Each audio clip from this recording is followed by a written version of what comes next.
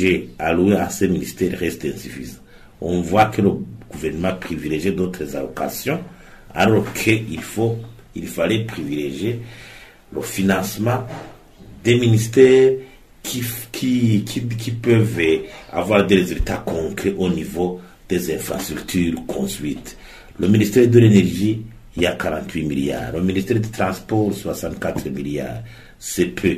Même les financements extérieurs de ces ministères ne sont pas suffisants. Ça, 58 milliards, par exemple, pour le ministère de l'énergie et mines.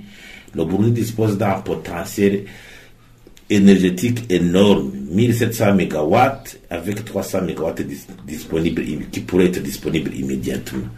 Dans le budget, certes, on voit le projet Kabou 16, Gigi Murembe, mais je dis que ces projets devaient être finalisés.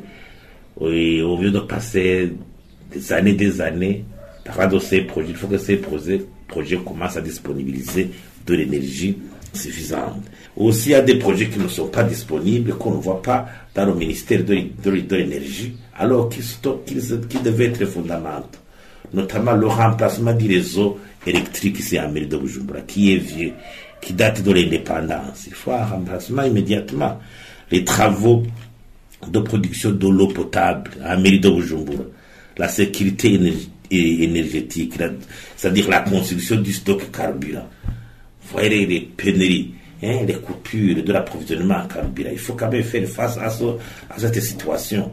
Le gouvernement devait soutenir la régie des eaux, disponibiliser les moyens en flambeau, en devises nécessaires pour que ces projets soient mis en exécution. Et en urgence, les 3 projets, remplacement du réseau électrique, les travaux de production d'eau potable et la sécurité énergétique. Parce que ces projets ne sont pas immédiatement visibles à travers le budget 2023-2024.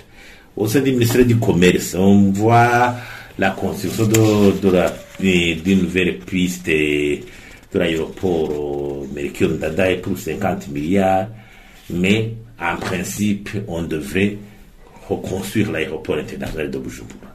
Parce que même au niveau des infrastructures qui entourent l'aéroport, et les gares, et l'aérogare, tout ça, ce sont des bâtiments très vieux.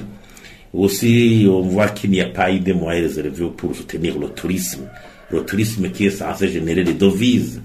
Et le bureau de contrôle de la qualité, pour soutenir les activités industrielles, n'a pas eu de moyens suffisants pour faire la recherche, pour s'acquitter de cette mission noble, surtout pour soutenir les activités industrielles. Aussi, le projet de développement des transports n'a pas de moyens suffisants. Or, alors que le transport des biens et services est un pilier fondamental si on veut s'assurer du décollage économique.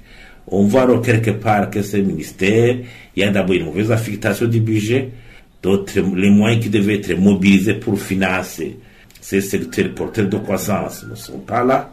Et encore une fois, la faible capacité de mobilisation de financement extérieur limite les activités ambitieuses de soutenir ces infrastructures.